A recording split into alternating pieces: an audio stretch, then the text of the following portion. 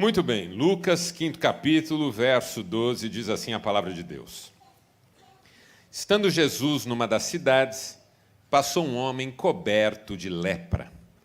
Quando viu Jesus, prostrou-se com o rosto em terra e rogou-lhe: Se quiseres, podes purificar-me. Jesus estendeu a mão e tocou nele, dizendo: Quero, seja purificado. E imediatamente a lepra o deixou. Então Jesus lhe ordenou: Não conte isso a ninguém, mas vá mostrar-se ao sacerdote e ofereça pela sua purificação os sacrifícios que Moisés ordenou, para que sirva de testemunho. Todavia, as notícias a respeito dele se espalhavam ainda mais, de forma que as multidões vinham para ouvi-lo e para serem curadas de suas doenças. Mas Jesus retirava-se para lugares solitários e orava. Até aqui, louvado seja Deus pela sua palavra. E você diz: Amém.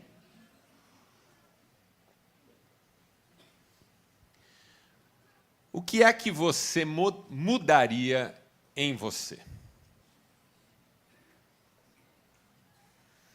O que é que você mudaria na sua rotina? O que é que você mudaria nos seus relacionamentos? O que é que você mudaria na sua comunhão com Deus? Todos nós, sem exceção, temos alguma área da nossa vida em que queremos mudar algo. Todos nós, o tempo inteiro, lidamos com o desafio da mudança. Esgotamentos, sofrimentos, situações que exigem uma resposta, uma transformação. Existem pequenas mudanças e grandes mudanças que precisamos fazer. As pequenas são corriqueiras, circunstanciais, tem a ver com uma performance melhor, com acessos melhores. As grandes têm a ver com a essência da vida. Tem a ver com o coração. Tem a ver com aquilo que nos é mais caro. Há momentos em que as mudanças são tão necessárias que, se não acontecerem, consequências traumáticas, desastrosas vão se impor. Que mudanças você sabe são necessárias na sua vida? Que mudanças? O texto que nós lemos nos dá uma ideia de como é um roteiro de mudança na vida de uma pessoa. Quando eu leio esse milagre, descrito, narrado em pequenos versos, versos curtos, poucos até, eu penso que isso é um roteiro de mudança na vida de qualquer pessoa. E eu vou chamar essa reflexão nossa aqui, para que você possa guardar a ideia, de os 3 tempos da mudança. Diga, os 3 tempos da mudança. Ou da transformação, se você preferir. Porque grandes mudanças, muitas vezes, são transformações, em que você transiciona de um lugar para o outro, em que você experimenta uma alteração profunda naquilo que estava presente. Quais são os 3 tempos da mudança ou da transformação? O primeiro tempo é o tempo da decisão. Diga decisão. Porque ninguém muda se não decidir mudar. É preciso decidir. E não é fácil tomar decisão pela mudança. A acomodação é uma inclinação sempre muito forte. Mudar exige decisão. E a decisão nasce, em primeiro lugar, da percepção de necessidade. Quando a gente finalmente enxerga alguma área, alguma situação da nossa vida que não pode continuar como está. E aqui muita gente já vai ter dificuldade porque reconhecer a necessidade de mudança não é simples. Esbarra nas nossas resistências, esbarra muitas vezes nas nossas ilusões. Está tudo bem. Não precisa. Os nossos avós diziam que o pior cego é aquele que não quer ver. E aí a pessoa está vivendo um casamento desastroso, mas ela diz, está bom. É assim mesmo. Não tem o que mudar. Vida profissional, empresarial, indo de mal a pior, mas a culpa é dos outros. As razões são sempre externas, estão sempre do lado de fora. A vida com Deus quase que nula. Mas porque, de repente, alguns compromissos semanais, protocolares estão sendo cumpridos, está tudo bem. Enxergar a necessidade de mudança. Jesus falou sobre isso no seu Sermão do Monte, quando ele está falando sobre a espiritualidade do discípulo no reino de Deus. E ele diz assim que os olhos são a lâmpada do corpo. Se os teus olhos forem bons, todo o teu corpo será luminoso. Mas se os seus olhos forem maus, todo o teu corpo estará em trevas.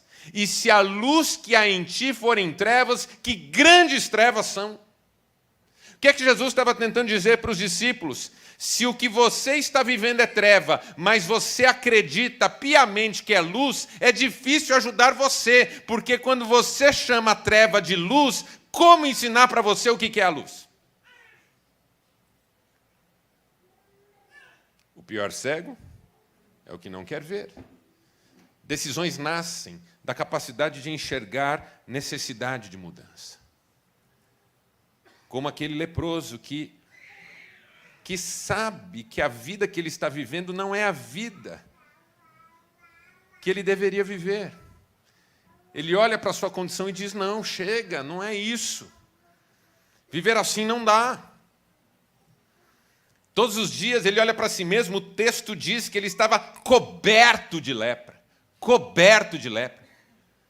Não era uma questão pontual, localizada, mas toda a sua vida, todo o seu ser já estava tomado por aquela enfermidade, uma enfermidade que na época de Jesus não era só uma enfermidade, mas era também uma pecha de maldição, era também um fator de isolamento social, era uma razão pela qual a pessoa nunca mais viveria em sociedade. Além de tudo, era considerada uma doença incurável. E de repente a pessoa diz, não, é possível mudar, eu acredito. Interessante isso. Que às vezes a gente olha para uma situação simples e não vê possibilidade, e outros olham para uma situação complexa e vêm. Parece que foi Henry Ford que disse, né? Se você acha que não vai dar, você está certo. E se você acha que vai dar, você está certo também. Tem a ver um pouquinho com como você enxerga. Além de enxergar a necessidade de mudança, a gente também precisa, de alguma maneira, discernir, para tomar uma decisão, a dor que a manutenção desse estado de coisas impõe. Há uma frase de Sigmund Freud que eu acho muito forte e verdadeira. Ele dizia assim, preste atenção, só quando a dor de se permanecer como se está é maior do que a dor de mudar, que a pessoa muda. Você entendeu a lógica dele? Se a dor de permanecer como se está não se tornar maior do que a dor de mudar, a pessoa não vai mudar. Ela vai optar por continuar como ela está. Então ela enxerga a necessidade de mudança, mas ela tem medo da mudança. É como fazer uma cirurgia. Você que já fez uma cirurgia. Você sabe que tem que fazer a cirurgia para resolver um problema, mas como você tem medo da dor da cirurgia, você não faz. E aí é só quando a dor de estar doente se torna maior do que a dor de ser tratado que você se trata. Acho que o exemplo mais típico é dentista. Por que você não vai ao dentista? Porque não está doendo. E no dentista vai doer.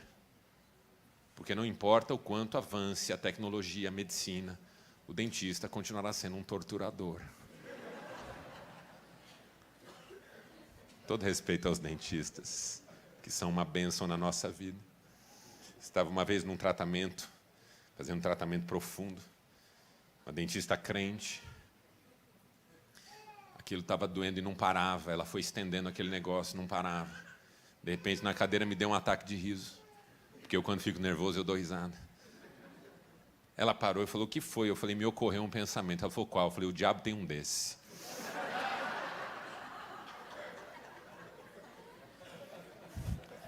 E se não tem, já encomendou na Shopee. Porque, opa, que sofrimento é esse? Mas por que eu estava lá? Porque a dor que antecedeu aquele momento se tornou insuportável. Estou usando exemplo bobo, mas ele se aplica a áreas das mais significativas na vida. O relacionamento está em frangalhos, o marido e a mulher estão desmoronando como casal. Ele olha para ela ali e pensa: se a gente não mudar, a gente vai encerrar, vai acabar, vai se perder. E é só ele fazer um movimento aqui, ó, daqui até ali, dar um abraço nela, pedir perdão. Ah, perdão do quê, Marcelo? Não fiz nada. Fez, claro que fez, você é homem. Você fez. Você pode não saber o que fez, mas fez. É só chegar lá, dar um abraço, dizer: me perdoa. Vamos ser felizes, a gente se ama. É um movimento. Mas imediatamente ele pensa na dor de fazer o movimento. Esses passos parece que vão pesar. Ele não sabe se ele tem disposição para isso, ele não sabe o que vai encontrar quando chegar ali. Ele não sabe se vai ser acolhido ou se vai ser ofendido.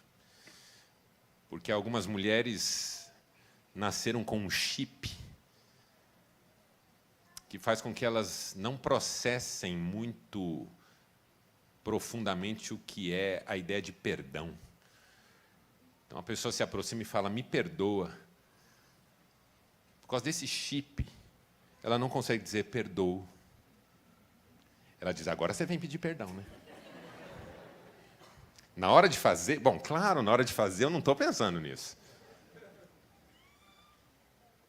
Não vou perdoar, não. Irmã. Quer dizer, irmã não, porque eu não estou falando de mulheres crentes como as que estão aqui, estou falando de ímpias que estão lá fora. Aqui, certamente, não há esse problema. Como dói mudar, às vezes, como dói resolver uma situação, como dói fazer um movimento. E se a dor de se estar como se está não for maior, imagina esse leproso, a dor de viver aquele contexto, de viver aquele drama pessoal. E ainda ter que ouvir da religião da época que Deus o havia abandonado. Que era assim que a religião tratava questões como doenças que não tinham cura. A pessoa foi abandonada por Deus. Mas você também precisa, para tomar uma decisão, vislumbrar o caminho. Porque a decisão sempre pressupõe onde ela vai chegar. E o texto diz que aquele homem viu Jesus. Ele não estava só coberto de lepra e desejoso de ter uma vida diferente. Ele enxergou o caminho, ele vislumbrou o caminho da sua cura. E esse vislumbre no Evangelho de Lucas é interessante porque você está lendo o Evangelho de Lucas, você leu o primeiro capítulo e o segundo, que falam do nascimento de João, nascimento de Jesus. Aí no capítulo 3 você já tem alguma coisa do ministério de João Batista. Ele batiza Jesus. No final do capítulo você tem uma genealogia. E na sequência do batismo de Jesus, nessa transição feita pela genealogia, você tem o capítulo 4, que começa com a tentação de Jesus no deserto.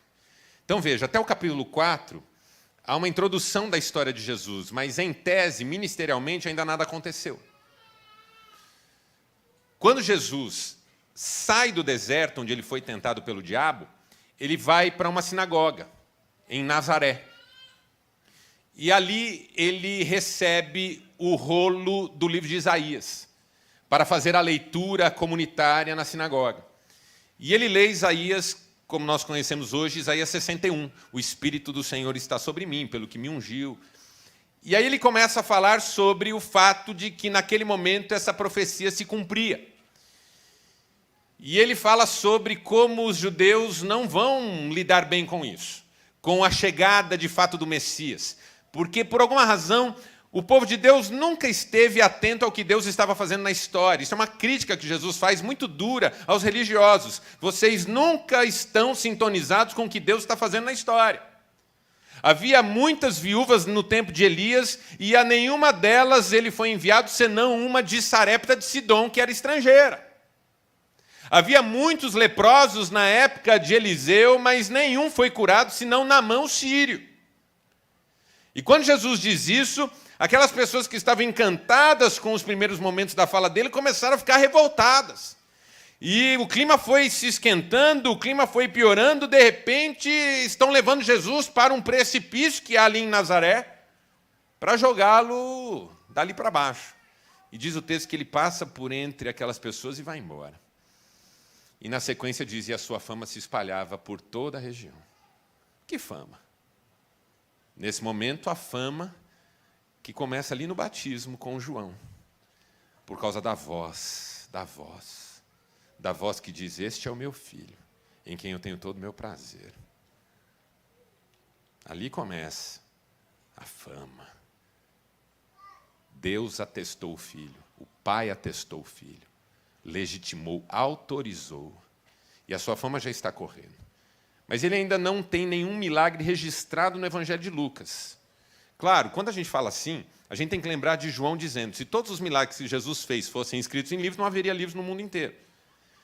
Mas quando o evangelista escolhe um milagre para começar a sua narrativa, né, porque as narrativas são complementares, elas vão fazendo esse acompanhamento da vida de Jesus a partir de um foco, de um desejo de apresentar uma mensagem também, Lucas escolhe uma expulsão de demônios, um exorcismo. Não é? Na sequência dessa crise com o pessoal de Nazaré, Jesus expulsa um demônio. Depois de expulsar um demônio, ele vai para a casa de Simão. E Simão está com a sogra doente. E Jesus pergunta, quer que eu cure sua sogra? Simão diz, não, deixa, tudo certo. Não, isso não está na Bíblia. Pensei aqui só.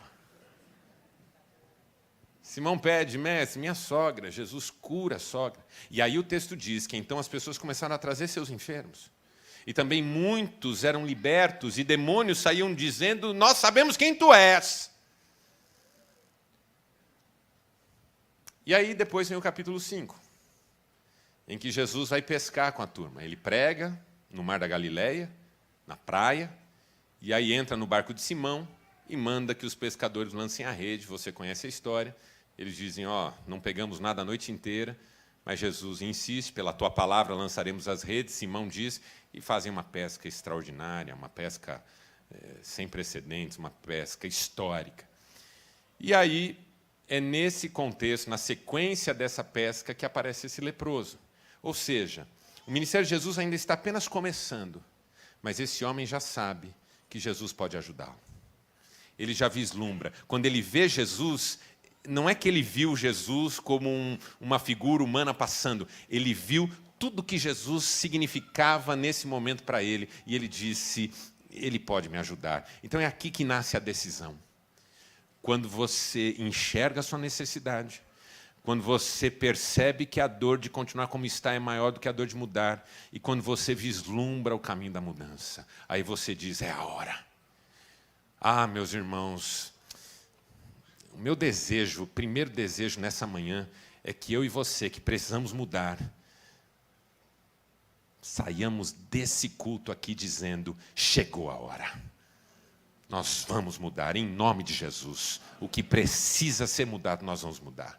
Porque aí vem o segundo tempo da mudança, o segundo tempo da transformação, que é o tempo da atitude. Diga atitude. Porque a decisão conduz à atitude. Atitude e decisão são inseparáveis. Por isso que eu estou chamando de 3 tempos, porque um está encadeado com o outro. Não dá para separar, não dá para tomar decisão e não tomar atitude, é impossível. Toda decisão pede atitudes. E esse homem vê Jesus e se prostra. E diz uma frase que tem uma força nesse texto extraordinária, porque a frase é: se quiseres, podes purificar-me. Essa frase tem tanto sentido, porque, primeiro, como a lepra era considerada uma doença sem cura, isso aqui é uma fala de fé extraordinária. Mas é também uma fala de humildade. Porque quando ele diz, se quiseres, podes purificar-me, o contraponto dessa frase é, se eu quiser, eu não posso. Você entende isso? Quando eu digo para Deus, se quiseres, tu podes, é porque, de outro lado, eu tenho que dizer para mim mesmo que se eu quiser, eu não posso. Se tu quiseres, tu me abres uma porta de emprego. Por quê? Porque eu quero trabalhar e não consigo. Se tu quiseres, restauras o meu casamento. Por quê? Porque eu estou tentando e não estou dando conta. Então aqui, esse homem faz um movimento que eu digo que é o primeiro movimento da atitude, que é engolir o orgulho. Engolir o orgulho. Você só toma atitude quando passa por cima do seu eu. Porque o eu é refratário a atitudes de transformação.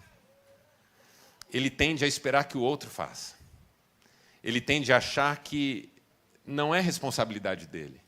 Ele tende a querer que as coisas aconteçam por si mesmas. Esse homem, então, se prostra. Porque esse é o gesto da humildade. Ele se prostra. E ele diz, se quiseres, podes. Porque eu não posso. Ele engole o orgulho. Ele se dobra diante de Jesus. E ele exalta, nesse momento, que só Jesus pode ajudá-lo. E essa é uma marca de quem está comprometido com a mudança. Se for preciso pedir ajuda, pede. A pessoa que sabe que tem que mudar, ela está tão disposta a mudar que, se precisar pedir ajuda, ela pede. Ela não vai fingir que dá conta de tudo, ela não vai se ensimesmar, ela vai clamar. Em primeiro lugar a Deus, mas se for preciso a outros também. Que a mudança é urgente e não pode esperar que eu encontre ocasião ideal para que ela aconteça. Talvez eu precise pedir ajuda numa manhã como essa. Pedir ajuda. E a começar por Deus. Porque essa frase é verdadeira para nós também. Se Ele quiser, Ele pode. Quando a Bíblia diz que aquele homem estava coberto de lepra, eu fico pensando sobre situações que nos encobrem. É uma metáfora. Por isso que eu digo, a lepra ali não é só doença, ela é todo um contexto de sofrimento. Tem a ver até com pecado, não porque a lepra era pecado, mas porque a religião tentava dizer que era. Então a pessoa, além de tudo, se sentia culpada. Eu tenho por causa de mim mesmo, eu que criei isso. E aí, quando você engole o orgulho e vai buscar a ajuda de Deus, a primeira coisa que você faz, independentemente de se as coisas estão interconectadas ou não, é confessar os seus pecados, a sua fraqueza, as suas imperfeições. Às vezes a gente está tão coberto de tudo aquilo que a gente não queria mais na nossa vida, que só uma purificação dessa ordem vai nos ajudar. Às vezes o vício já tomou conta. Seja ele em drogas, lícitas ou ilícitas, seja ele em pornografia, seja ele em consumo, seja no que for. E a gente se sente coberto, sujo. A lepra faz metáfora disso, né? Essa coisa do eu me sinto todo manchado. Como se estivesse me desfazendo em meio a esse caos que estou vivendo. É hora de clamar, porque clamar é uma atitude. Tem misericórdia de mim, pecador. Se quiseres, pode purificar-me. E o mais lindo é que Jesus responde, quero, quero. Irmãos, deixa eu dizer algo para você. Quando você deseja mudar, ser transformado, ali você encontra, do outro lado dessa história, o interlocutor maravilhoso, que já está absolutamente desejoso que essa mudança dê certo. E ele vai ajudar. Ele vai ajudar. Eu quero, Jesus diz, eu quero. Ele não diz, vamos ver. Ele não diz, bom, se você quer. Ele diz, eu quero. Eu quero.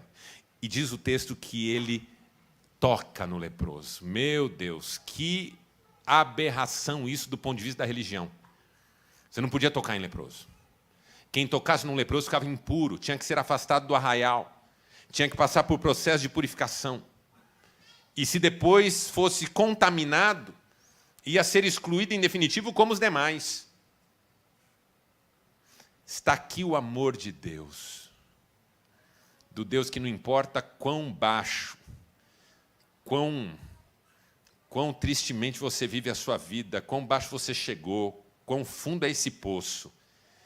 Ele entra nesse lugar para tomar você pela mão e ajudar você a se levantar. Extraordinário isso aqui. Você está lá no seu momento coberto da sua lepra existencial, se sentindo mal consigo mesmo, aquela sensação de sujeira, de mancha, de vulnerabilidades tomando conta de todo o seu ser. E ali você tem vergonha de ser quem você é. Mas você se lembra desse texto e diz a Deus, se o Senhor quiser, o Senhor pode me purificar. E ouve do Espírito Santo essa voz que diz, eu quero. Fica limpo e toca você no meio da sua vergonha e da sua dor e restaura você. Quem crê nisso?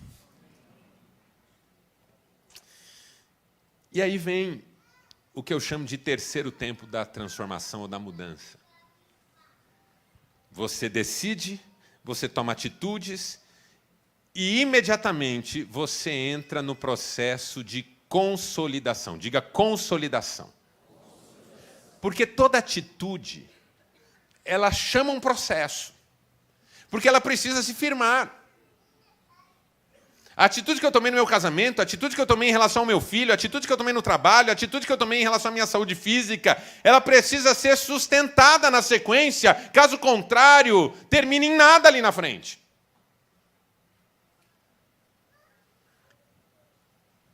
E essa é uma dificuldade nossa, assumir processos novos.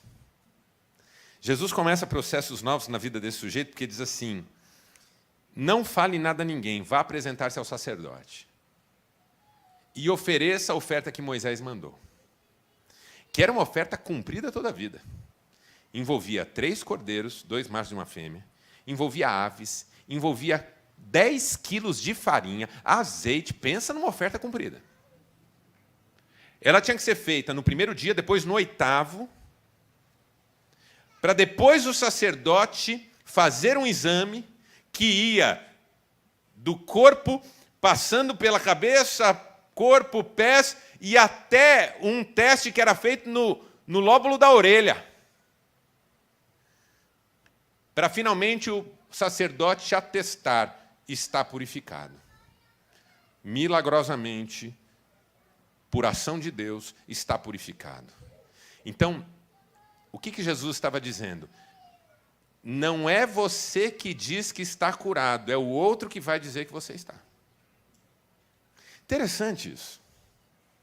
Porque a gente gosta de dizer que está resolvido. Eu tive uma conversinha rápida com a minha esposa, bem da má vontade, e falo assim, não, já resolvemos. Eu falo com meu filho meia dúzia de palavras, quaisquer, e falo, já resolvi.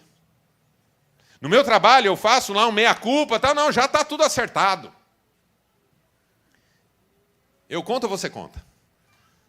Que não está tudo acertado. Que já estoura tudo de novo. Porque a essência não foi tratada. Então, de repente, Jesus está dizendo, olha, você não vai sair por aí dizendo, já está resolvido, você vai se apresentar, você vai se submeter a processo. Mudanças envolvem processos.